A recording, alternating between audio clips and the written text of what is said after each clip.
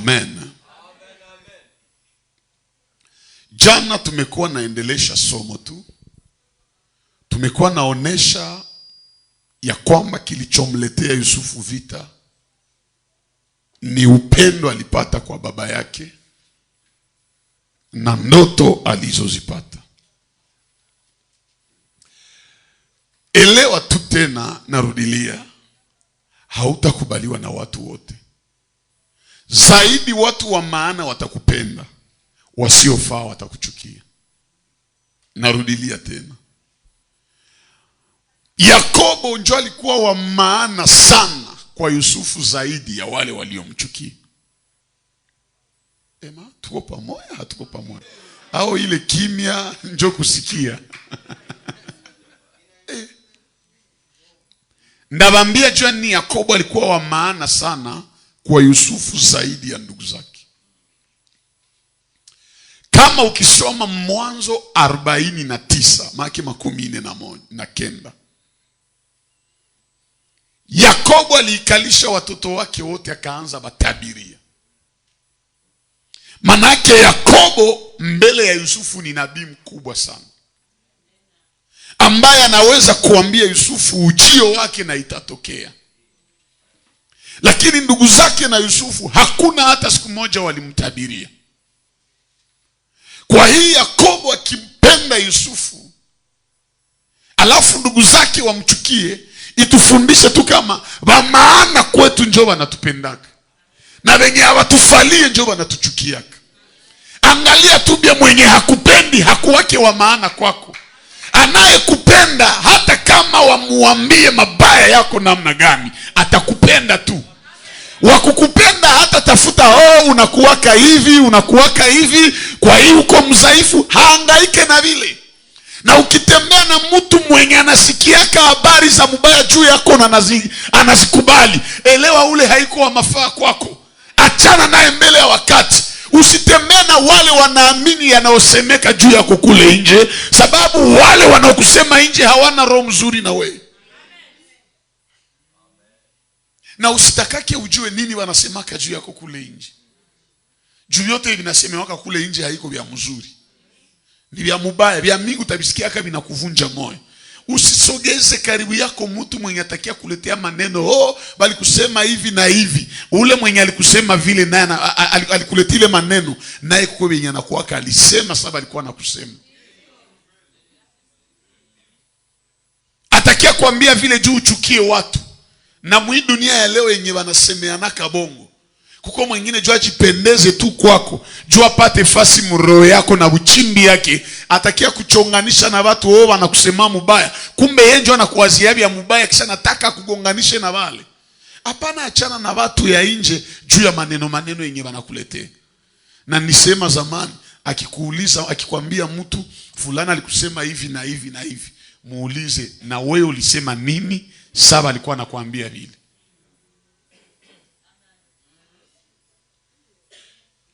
Asikudanganya aseme saba alikusema naye hakusema. Anakuwaka naye alisema.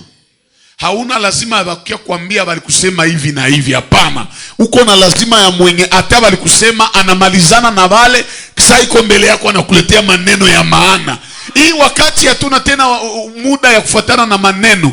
Vita iko natusumbua Goma hapa yulu, hali haiko bien. Kisha ukeniletea maneno walinisema itanifanyia nini, inaniongezea nini? Nadhani ungeniambia tuombe Mungu juu vita ishe, tuombe Mungu juu asaidie maisha yetu yabadilike, tutafute mkate hivi na hivi.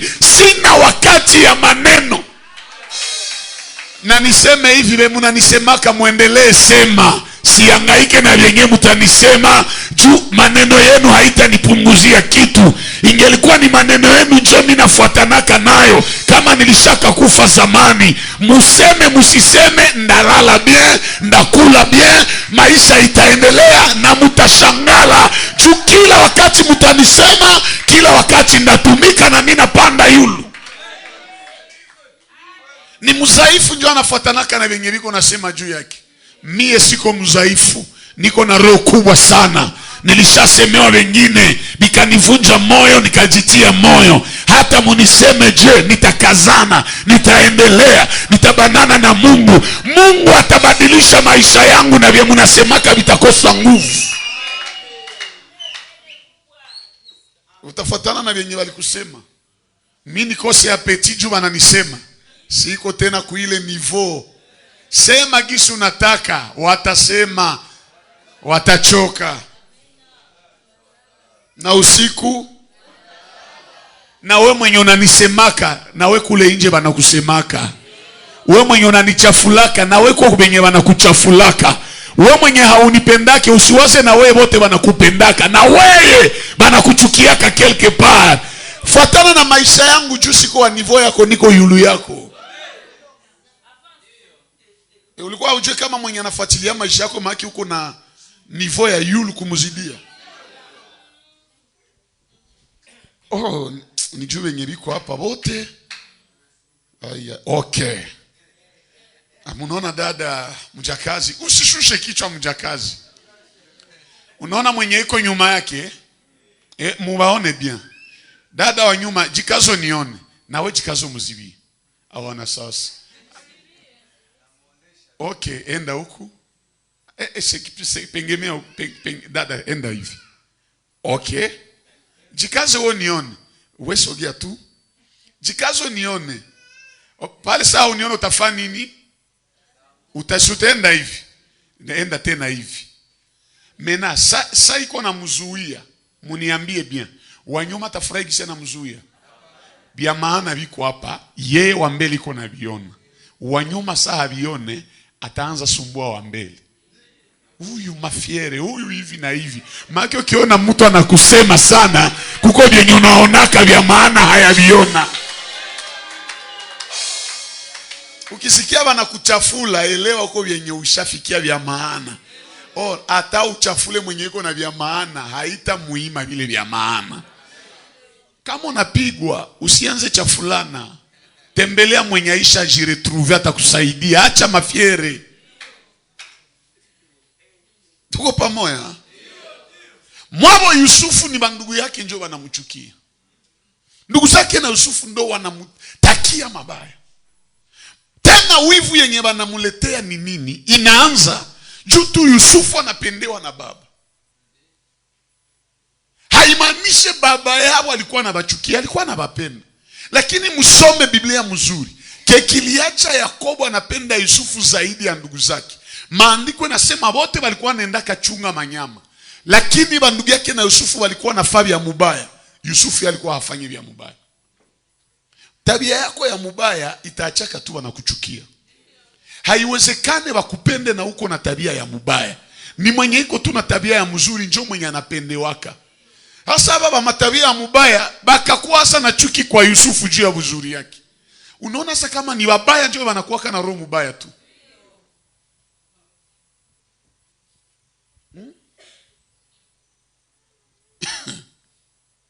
Baka Biblia inasema wakachukia Yusufu zaidi. Lakini baba akashonea Yusufu robe. Maana yake juu ya upendo ya Yakobo kwa Yusufu akafanya kazi yenye hayafanyaka. Munisikie bien. Yakobo alikuwa mchungaji maisha yake yote. Lakini juu ya kupenda Yusufu akageuka tayari. Amunisikie, bamwa abanisikie. Narudilia. Biblia inasema, acha nipasome haraka haraka. Mwanzo 37 mstari wa 2. Hivi ndivyo vizazi vya Yakobo. Yusufu aliyekuwa mwenye miaka 17 alikuwa akichunga kondoo pamoja na ndugu zake. Mnasikia? Naye alikuwa kijana pamoja na wana wa Bila na wana wa Zilpa baba yao. Olala, mina ruka wake wa baba yake. Yusufu akamletea baba yao habari zao mbaya. Mnasikia? Yusufu naye alikuwa kusema mingi pale.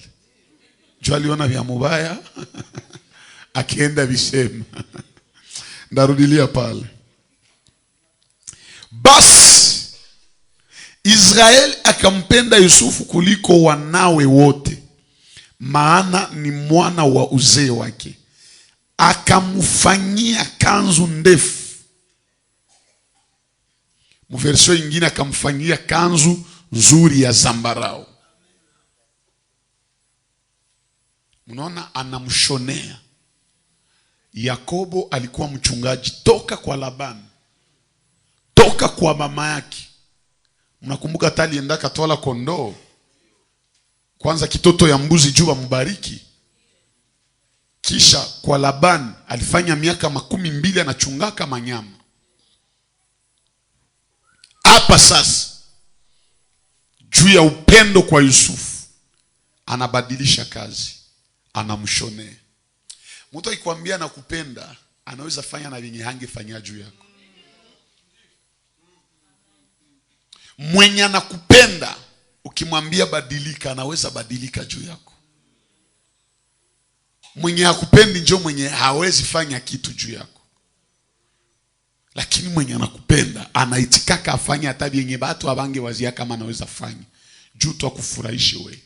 Ukiona mtu anajitapaka na kupenda na haiko tayari kufanya kitu kizuri juu yako, iko na kudanganya. Ndo maana nawarudilia tena, ndugu zangu, vijana wenzangu, mapenzi haiko ya watoto. Mapenzi ni ya watu wazima.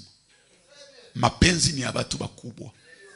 Ukijitia mkitu na uko mtoto ke banaita mapenzi, utapata tension mbele, utaguruka mbele ya wakati.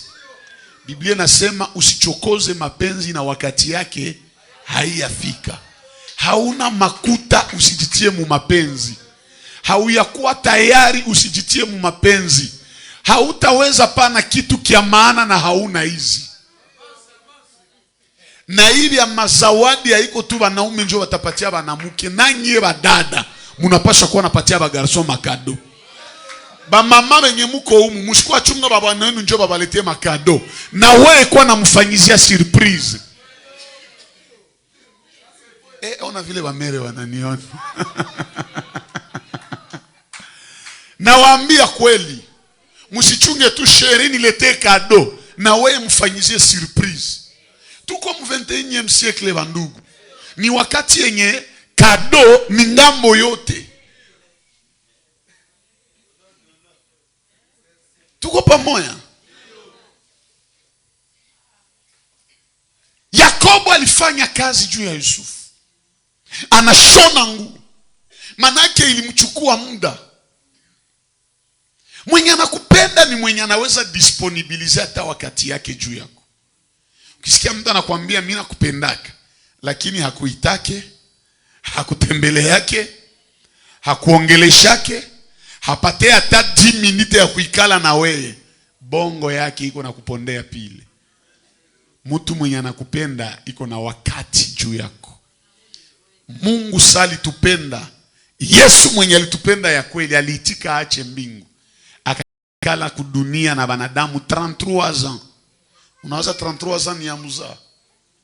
Yesu kwa kutuokoa alipashwa kufa tu. Mnajua ile Yesu jua tuokoe iliomba akufe msalabani. Si angependaka ngikufa mbele ya wakati na anatuokoa. Lakini juu ya upendo akakaa miaka 33. Ni kuonesha mwenye anakupenda anapendaka apitishe wakati na wewe.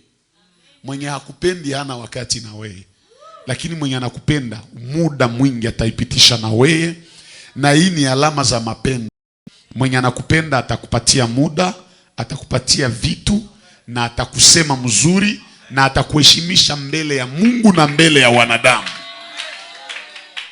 Na anayekupenda kwenye walikusema mubaya, yeye anakusukulaka kule, anakutengenezea ushuhuda. Anayekupenda hata bamwambie vya mubaya yeye hatafuatana na vile, atafuatana na vyenye anaishi na wewe. Kwa hii mtu akikwambia mimi nakuacha juu nisikia banasema mingi juu yako, elewa hakukupendaka. Mwenye alikupenda hana wakati ya kufuata vyenye balisema juu yako, iko na wakati bahati ya kuambatana na wewe juu ya vyenye anaonaka na wewe kwako wewe, na akiliona ni vya mubaya na kuombeaka Mungu juu ubadilike. Mwana kupenda na kuvumiliaka anaweza kusuporte meme wakati ya faiblesse, na anakupatia kumakado na wewe ukwe na mupa. Sasa msikuwa napenda pondeana na hamsaidianake. Wetu njo muruba, mnajua muruba njo mfransi wanita sanksi. Don njo vile Biblia inasema seme muruba ana wana wawili, ana mabinti wawili. Nipe make muruba ni wakulomba lomba tu. Attention, ukikuwa wakulomba lomba utazaraulika. Usikuwe nataka tuwe njo ulombe, kuwa nataka na wewe wakulombe. Mwenye alikupatia na wewe siku moja mpati yake. Na hii ni siri, mwali kupatia siku tampatia mpatie kia kuzidia kenye alikupatiaka. Heshima itakuwa. Tunazaraulika juu tunapenda sie tu njo bapatie. Tia mkono ule useme Baba, nakataa misaada. Nifanye msaada kwa watu wengine kwa jina la Yesu. Mungu aifanye kwa maisha yako. Usikuwe tu wenjo wa kulomba lomba, na wewe bako na kulomba, na wakati watakulomba usikosake kia kupana. Ile misaada njo banenda kupatia kiato, wewe unavala 40 wanakupatia 44. Njo unadumbukia unakuwa sasa kiriku mkiato.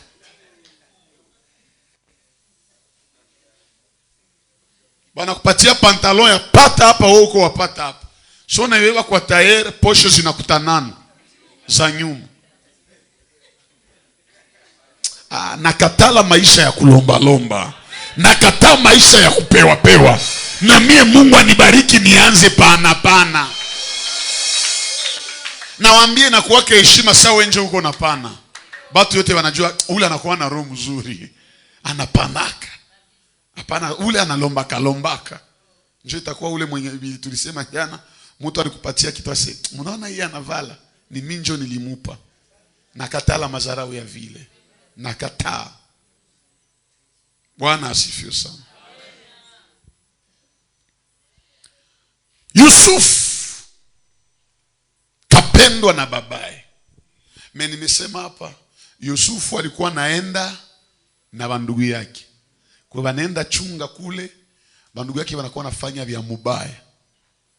Yusufu akaenda vieleza. Unajua ni mzuri kueleza kitu kama unaongea na mwenye nakyo. Munisikie bien. Ni mzuri kueleza kitu kama unaongea na mwenye nakyo juu msaidie. Ni mubaya kutosha aibu ya mtu nje. Usionake kila kitu kizuri kama vile kibaya juu kitangaze. Mungu anaweza kutia pembeni ya mtu, haimaanishe anaenea juu na wewe hauenee. Kuko tu vya mzuri vyenye utaona na vya mubaya vyenye utaona. Tangaza vyake vya mzuri, vyake vya mubaya mshaurie, muonye juu abadilike. Wengine tunachukiliwa na kukataliwa ni juu tunaonaka na tunapenda sema. Ona mingi, sema kidogo. Haiko kubure. Njo Mungu saliumba mtu alimpatia macho 2, masikio 2, lakini kinywa moja. Maana sikia mingi, ona mingi, lakini sema kidogo. Kuko mabaya ya mtu yenye unaweza sema, unawaza kwenye ulienda sema batamsaidia, kumbe njo banamuharibisha tena na banamchukia zaidi. Sasa usikuwe chanzo ya kuchonganisha. Kila mwenye anaona kitu na nenda sema njo mchonganishi ule. Bingine unaweza ona na unanyamanza. Kama ulimwambia abadilike, muombe. Hata Biblia inasema ukiona mtu mkosa usiende mtangaza. Umuonye ya kwanza. Na ya pili umuonye. Asena ya tatu umuonye. Akikushinda njoo uende wazee wa kanisa. Njoo baende na wewe kumuonya. Wewe unaonaka tu ubaya ya mtu mmoja. Unasababu bwema yote yenye alishakufanyizia. Omwa umutangaze. Apandacho mtu atavuna, na wewe atakutangazaka. Nakwambia inalumizaka kusemewa. Hata niko na buzaifu na makosa, haina maana uende itangaza. Kuya kwangu mimi mwenye bina ni concerne, nishaurie someone kusikia na mimi nabadilika. Bwana asifiwe. Si tuko ku Yusufu atufunze. Manake Yusufu hata ndugu yako walikuchukia hata tunakutetea na wewe ulikuwaka alabaze ya wewe bakuchukia. Usiwazo utasema mtu mubaya kisha kupende. Haliwezekane. Usiwazo utatangaza madhaifu ya mtu alafu ule mtu ajisifie wewe. Pali ya kwenda mtangaza nje muende. Muonye tu mshaurie. Omwe akatale sibadilika na ulimuonya pali ya kwenda mtangaza. Eske unanisikia? Ambia jirani, ukiniona na madhaifu, sema na mimi, ukiniona na madhaifu, usiende nitangaza, kuya niona na unishaurie. Nikibadilika juu ya shauri yako sitakusahawaka. Lakini ukienda nitangaza kule nje, unaniachia vilonda na confiance yote nilikuwa nayo kwako inamalizika. Siwezi amini mwenye ananisema mbaya. Na sitakudanganya, siwezi rafikiana na mwenye ananisema mbaya. Ndatembea na wewe kama najua unanisemaka mzuri. Nikijuaka tu unanisema mbaya, pali tuendelee korogana na uendelee pata vya kunisema, omwe tutengane. Rafiki mzuri ni mwenye akikuona kwa makosa anakuonya pale pale na unabadilika. Na wewe mwenye uko na makosa bakikukonseye kwa nasikia. Tuko pamoja? Sasa Yusufu anashonewa robe. Na maandiko yanasema alipoeneza miaka 17 ndio walimshonea hii robe. Kisha kushonewa kanzu, akaota ndoto. Jambo naipenda. Na abayamshonea hakulota.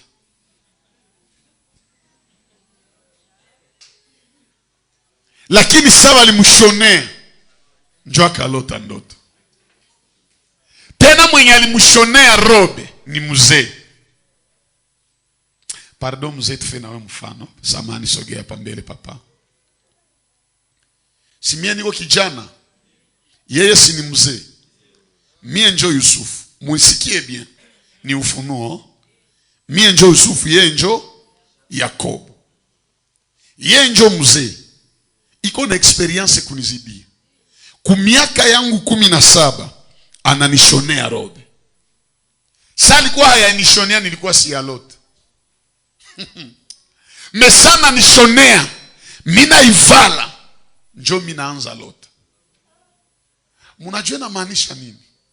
Juu tuelewe, ifo uende kwa Yoeli 2:28. Katika siku za mwisho nitamimina roho yangu juu ya kila mwili.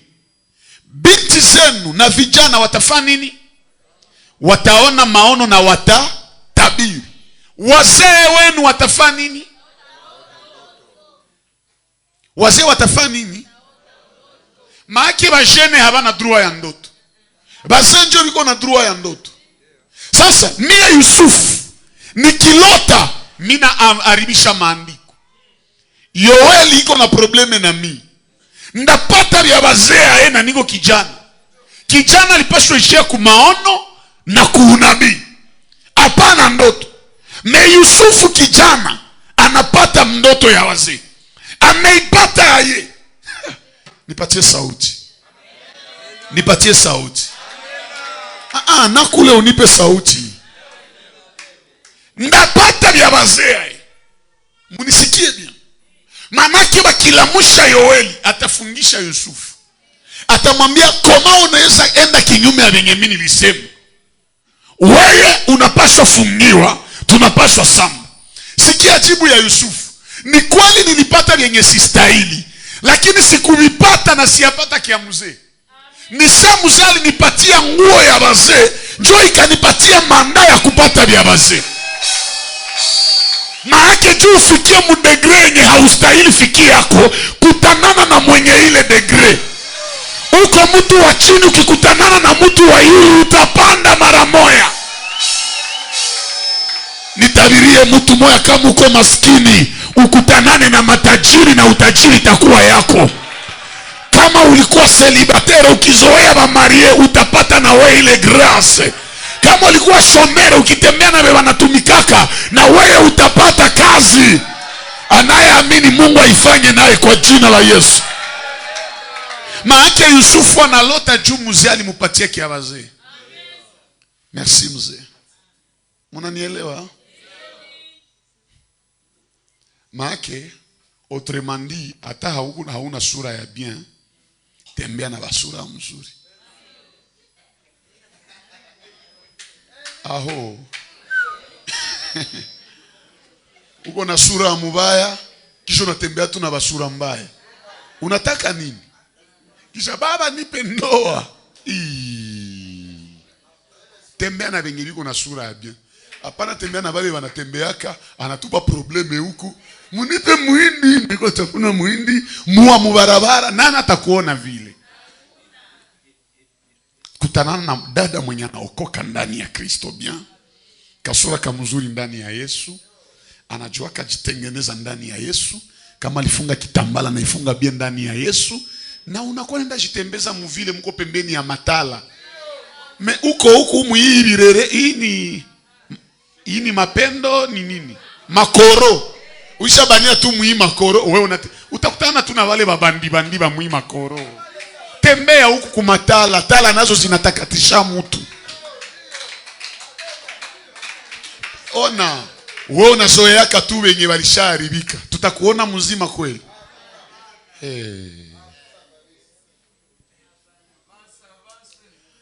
Ambia jirani, neema yenye unatamaniaka, tembea nayo, utakuwa nayo siku moja.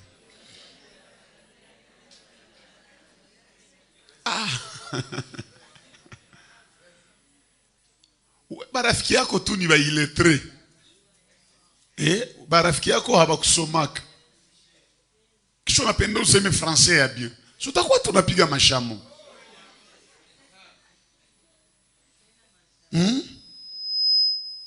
Barafiki yako tu ni babuchafu. Nakwambia itakuwa nafika wakati na unasema bana kutilia mais mwili haiko masaani.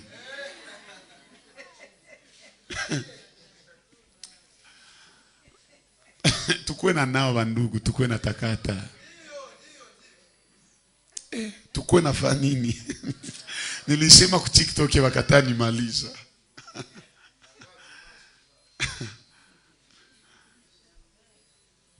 Tembea na mtu wa yulu, juu kuwe wa yulu. Uona tembea katuna watu ya chini chini. Sikatale, sikuambia usitembee na watu ya chini. Tembea na wa chini, lakini pia tembea na wa yulu. Juu ekilibre ikuwe. Juu kitembea na wa yulu utainuliwa, na wewe unatembea na wa chini ni juu wainue. Unanisikia?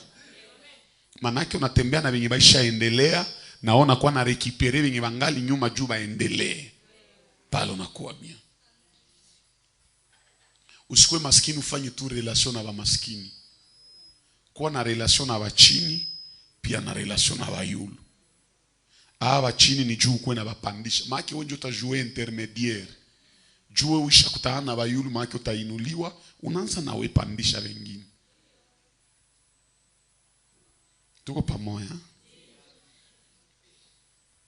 Yusufu kama alipata ndoto, si tumejua ni juu ya nini? Ile ndoto yake ikakuwa chanzo ya vita.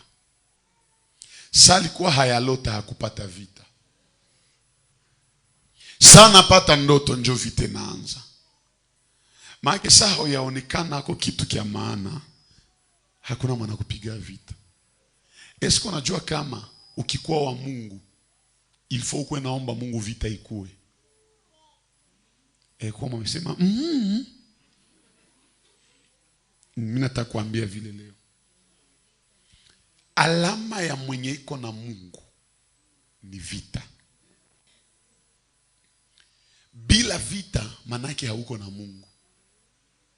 Juu shetani hawezi achia mtu amani na iko na Mungu.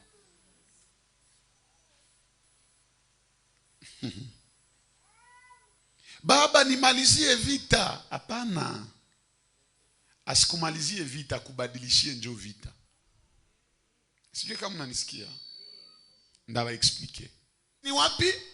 Maake chini bali mpigia magoti. Meyulu nako vya yulu binampigia magoti.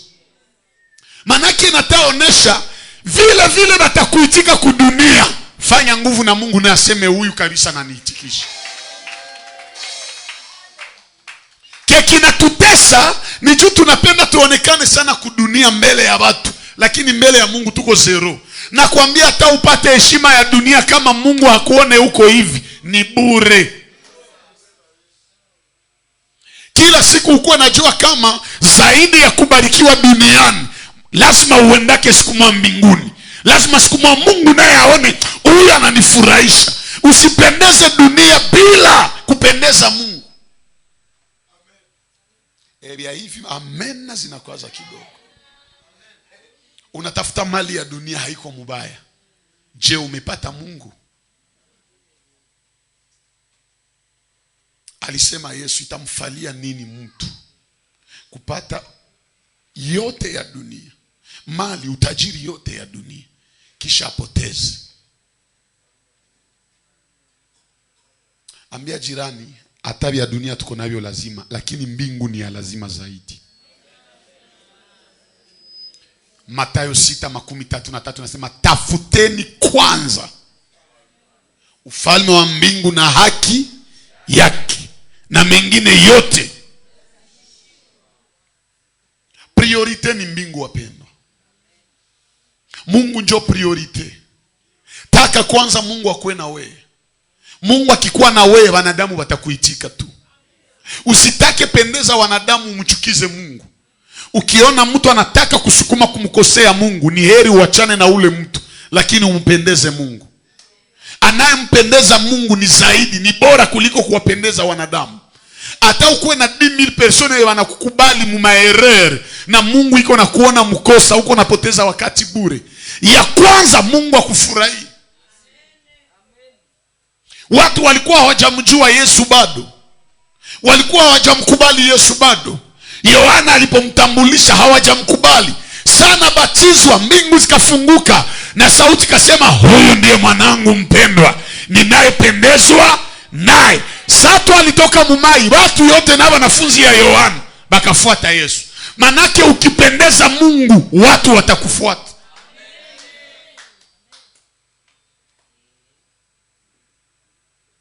Ukipendeza Mungu, watu watafanya nini? Lakini ba mingi leo Mungu alishakuwa arrière plan. Kuko ba mingi hapa, munisikie bien. Ukilala na ulamuke, haiko nguvu zako, haiko buyana yako, ni neema ya Mungu. Kuanza mwaka mpaka hii wakati yetu tunafikia, haiko juu kwa speciali. Kuko ba speciali ukuzidia balikufa. Kuko wengine baligongewa, wao lishapanda mamoto, hauyagongewaka accident, hauyafanya. Usiwaze uko kitu kiulipatia Mungu, ni neema kutoka Mungu. Ikifika leo ungali mzima, ambia Mungu merci. Na waambia Mungu angetuacha hata sekonde moja, muhimu mwaka tungekufa. Sasa tulianza 2023, bingapi atukutabiria 2023? Hata hauyapata vyenye ulitabiri na vyenye ulikiri. Kama Mungu angali nakupa uzima, shukuru Mungu. Imeandikwa aseme uzima, kuna tumaini kwa mtu ambaye bado anaishi. Bado kuna tumaini kwa anayeishi. Kama ungali naishi, haiko nguvu zako, ni neema ya Mungu. Kuna wengine waliishi utakaso kukuzidia, lakini Mungu aliwabeba, Mungu aliwavuna, wamekufa. Mie na wewe tungali wazima, tushukuru Mungu. Hasa haiwezekane ulamuke ushindwe shukuru Mungu, ulale ushindwe shukuru Mungu, utie vingine mbele zaidi ya Mungu. Na kuambia Mungu anafanyaka mingi juu yetu. Tukijua depense yenye Mungu anafanyaka. Kwa hospitali walituambia mtu par jour anadepensaka 20,000 litres ya oxygène. Kupumua tu 20,000 litres. Alors que kupumua na pishama. Na litre moja banasema ni ma 20 à 30 dollars. Ukifanya calcul tukamate tu 30 dollars fois 20,000, pas moins de 600,000. Batufanyishe calcul mbio mbio. Si ni 600,000 dollars. Maake par jour Mungu anadepensaka 600,000 juu ya kupumua wewe. Kupumua yako Mungu anadepenser 600,000 dollars. Kisha ufait 600,000 fois 365 jours.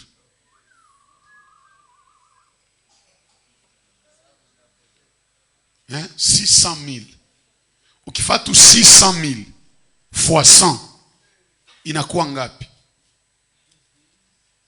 600,000 ni 0,5 nyuma, kisha ongeze yako 2.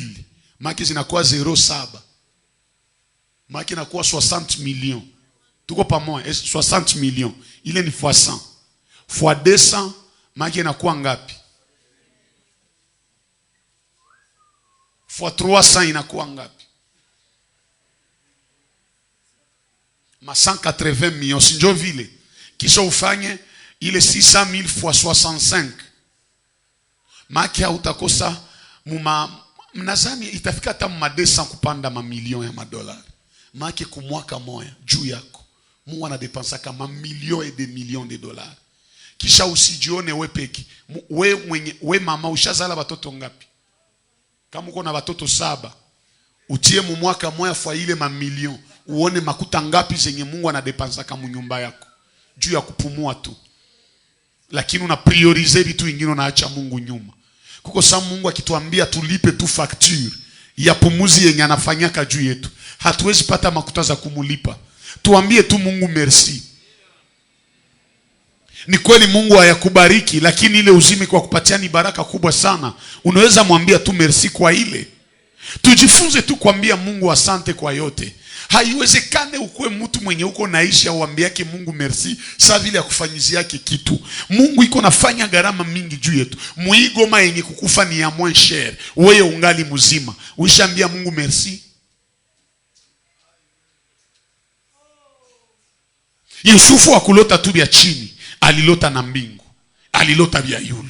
Manake hata kama tutapenda tafuta vya chini, tusikuwe na sababu Mungu. Tukuwe na kumbuka kama Mungu iko pale, kuishi yetu ni juu, uzima yetu iko mikono ya Mungu. Hakuna mwanadamu mwenye iko na neno ya mwisho kwa maisha yetu, ni kweli. Kwa hiyo tukuwe naambia Mungu merci kwa yote iko nafanya. Angalia krizi yenye uko napitia, meona sante yenye uko nayo. Sante ya mzuri. Hauwezi ambia Mungu merci. Kuko mwenye anakuonaka na kutamania, anawaza uko na maisha ya mzuri, kumbe unateseka. Mungu anakufichikia aibu. Hauwezi ambia Mungu merci. Uligonjwa wakati fulani, ile magonjwa ilipata mwingine akakufa, wewe uko mzima. Hauwezi ambia Mungu merci. Bangapi biko nasagiwa na mamoto hapa? Bengine biko mugari anapondekana mugari yake. Mimi na wewe hauna gari, unatembea na miguu, lakini gari zinakupita kuna sikia accident kwa wengine. Wewe haikupataki. Hauwezi ambia Mungu merci. Kuko dada mmoja tulikuwa najua alikuwa mrembo sana. Akafanya accident, miguu yote kakatika. Balikuwa anatapa mirundi yake. Dada iko na mirundi ya mzuri. Unaona dada yulu mpaka chini. Banaume balikuwa wanapigana juu yake. Akafanya accident, miguu yote kakatika. Banaume balikuwa mkimbilia, hakuna hata mwali mkimbilia tena. Juu yani napotea. Miguu inaenda, anabakia tu na yulu, lakini chini nani mwenye atangaikia kilema? Mie na wewe tuko bien, hatuna ulema yoyote. Tushindwe ambia Mungu merci. Unaweza ambia Mungu merci. Anafanya mingi sana. Baba hata huyanipatia yenye niko na kulomba, gisungali na niacha mzima bila problem. Asante Bwana. Hata kama tutataka tufurahishe wanadamu, tusisahau Mungu.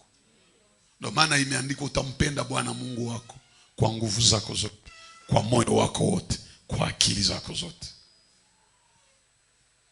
Ba mingi hapa ukibauliza wanaishi watakwambia ni mateso, lakini ukimwona hauwezi itika.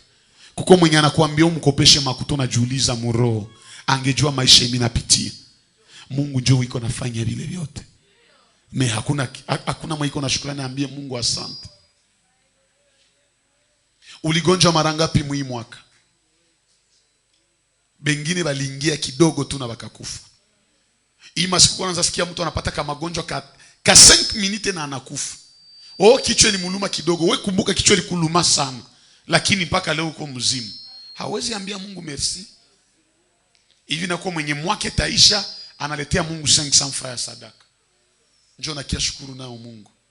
Kukosa Mungu nana unanasema huyu. Haujui kama Mungu tu akitobola tu ile pumuzi yake haitobole. Sasa tuna banatobola kipuliza. Mbona utakuwa tu ni na historia yako inaishi.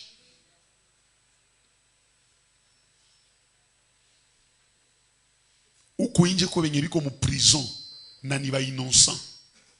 Wewe ushafanya kosa inaweza kuingiza mu prison. Lakini huko nje uko huru. Alors que innocent iko naozea mu prison. Hauwezi ambia Mungu merci. Hata hauna kosa nyingi kuingiza mu prison. Wewe ile mkosha ingie kuangukia na unakufa innocent na ingia mu prison kubya bongo. Me Mungu anakuchunga na kupatia uzima. Anakupatia security. Unasikia kama waliingilia jirani wanaua watu. Wewe uko nani juu basikuingilia? Haba kumuingilia juu iko na vitu. Muibi lele bataingilia mtu iko na nini bataiba. Me banaingilia watu wanaua. Wewe haba ya kuingilia ungali mzima. Unashinda ambia Mungu merci. Uko naona tu Mungu ayanitendea haiko Mungu. Courage. Endelea. Mungu akikuacha hata sekunde moja, hauwezi kuwa mtu mzima, unaweza pata foli. Baba angetuacha hata dakika moja, tungeaibika, tungehangaika, tungebabaika. Lakini mpaka hapa amekuwa Ebeneza kwetu. Wangapi walitaka ukufe? Wangapi walitaka uteseke? Wangapi walitaka uaibike? Wangapi walitaka upotee? Wangapi walitaka uzame? Bengine balienda hata kubafumu juu balonge maisha yako. Lakini Ebeneza hakukuacha. Jifunze tu kumwambia uko Ebeneza, ni wewe ndio uko unanisaidia. Wewe ndio uko unaniwezesha. Wewe ndio uko unanivukisha. Tulianza mwaka wa mingi. Bengine bametuachia munjia. Bazuri kutuzidia. Banguvu kutuzidia. Sie mpaka leo tuko wazimu. Na mwaka hii tunataka enda maliza. Tuambie tu Mungu asante kwa yote. Bana biswataka. Uniambie kesho tutayala hivi habitarudia. Mimi najua kesho vitu vitakosekana huko. Watu watayala. Mbia hivi vilitaka, Mungu alitaka wenjo upate. Tia mkichwa kama uko special. Hata hauyapata kenye unaomba Mungu, kama angali nakupatia uzima, uko wa special. Hauko mtu kawaida, uko mtu special, sababu bado Mungu iko nakupatia uzima. Imeandikwa umbo aliye hai. Njoo vile kutakuwa watakuelewa na kutakuwa wenye hawatakuelewa.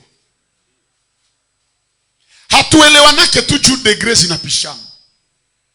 Wa niveau yako atakukomprendre. Lakini mwenye hana niveau yako hawezi kukuelewa.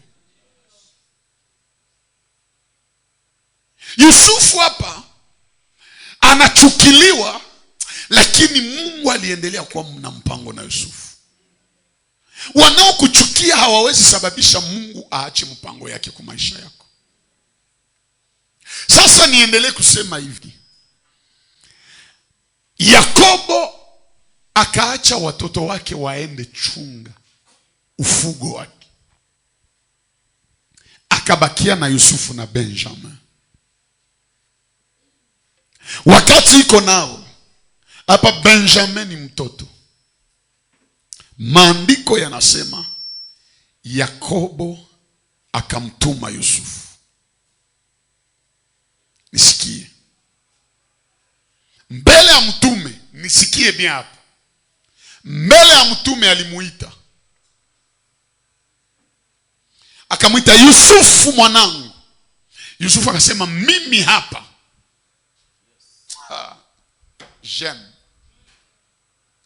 Yusufu anataka pewa mission ya kupelekea ndugu zake chakula na kuangalia habari zao ili asiletee baba. Lakini mbele Yusufu aende ilibidi aitwe. Mwanzo 37. Tupasome.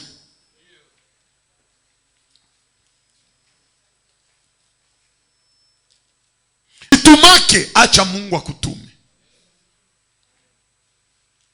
Yusufu aliitwa na baba, na kwetu sisi maandiko yanasema Mungu ni baba wa wote. Ndani ya Mungu, ndani ya Kristo lazima kwanza tuitwe. Na kuna aina 3 za wito.